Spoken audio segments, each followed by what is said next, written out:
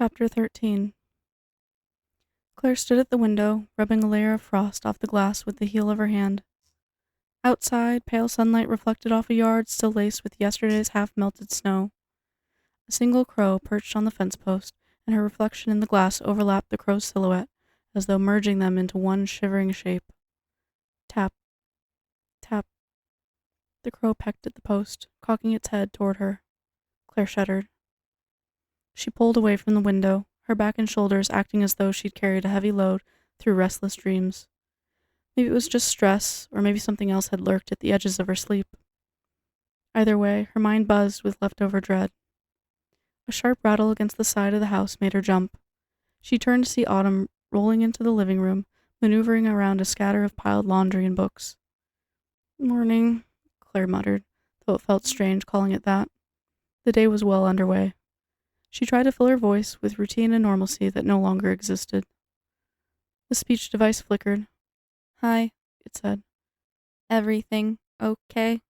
No, she wanted to say. She felt like she was always being watched from every corner of every room, and the silence felt deafening. "I'm fine," she lied. "Just checking outside." Autumn glanced at the window. She typed, "Crows again?" Claire nodded while looking away. "They're out there, waiting."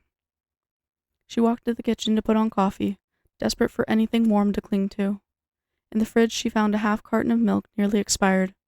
She swirled it and sniffed it. Good enough, she thought, ignoring a small wave of nausea.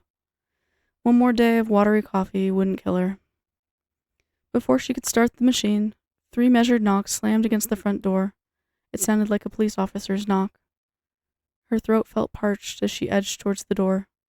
She glanced back at Autumn, who had paused in the middle of the living room, eyes wide. The second knock sounded heavier, more insistent. Knock, knock, knock. She hesitated. Knock, knock, knock. She couldn't stop her father's words from crossing her mind. "Hesitation will get you killed." She looked through the peephole and saw 2 men in winter coats standing on the porch. Both wore camouflage. One rested a shotgun in the crook of his arm. She opened the door and looked at the 2 stone-faced men. A coil of dread twisted in Claire's gut, and she put her hands up to her mouth as vomit squirted out between her fingers and in every direction where there was room. In rapid succession, the 2 men's expressions shifted from stern to confused, then to disgusted. She looked at them, hands and face covered in the remnants of her breakfast mixed with digestive juices. After taking a beat, she spoke in monotone. "How can I fucking help you?" The taller man in camo had his mouth hung open and completely slack in shock as he handed her a folded paper. "Your father's message," he said. "He's set the circle. Sundown. Bring the girl." She recognized the swirling symbols scrawled around random biblical verses. She calmly moved her gaze away from the message and glared at the men. "Get off my property." They didn't move. The one with the shotgun lifted it just an inch, not quite aiming, but making sure she saw the barrel. "No time left," he said. "We saw the crows on your fence. You know what that means. Devil's at the door." The robotic voice of Autumn's speech device joined in. "You're right. He is at the door." Claire, still dripping with a half-digested breakfast, now chuckled. "Why don't you 2 go?" For a heartbeat, neither man stirred. The hush pulsed in her ears like blood in a wound. Then they turned and trudged off, boots crunching on snow and gravel. She gently closed the door. Slowly, she pressed her forehead against the coolness of the wall. Half a second later, the wheelchair creaked behind her, and the speech device said, "He wants us there. Now?" Claire swallowed hard. Everything ached with tension. In her shoulders, her eyes, the pit of her stomach.